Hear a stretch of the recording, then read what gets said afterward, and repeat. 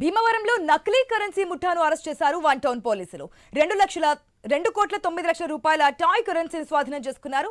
1,00,000కు 3,00,000 fake currency ఇస్తామని భీమవరానికి చెందిన శివశంకర్ ను ముఠా నమ్మించింది.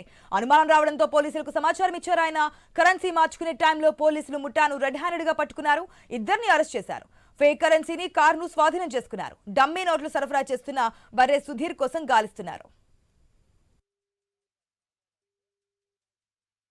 ఈ 5,00,000 రూపాయలు ఈ ఒరిజినల్ తీసుకుని 15 లక్షలు కూడా డమ్మీ నోట్స్ ఇచ్చేసి మాకు మోసం చేసి వెళ్ళిపోయారని చెప్పి చెప్పడం అతనికి ఈ ఎక్స్పీరియన్స్ దృష్టిలో పెట్టుకుని వీళ్ళు ఇలా చేస్తున్నారని మాకు ఇచ్చినటువంటి కంప్లైంట్ మీద వెంటనే కేసు రిజిస్టర్ చేసి వాళ్ళు ఫలానా ఏఎంసీ మార్కెట్ యార్డ్లో నైట్ వచ్చి ఇస్తామని చెప్పారు ఈ రోజని చెప్పడం జరిగింది.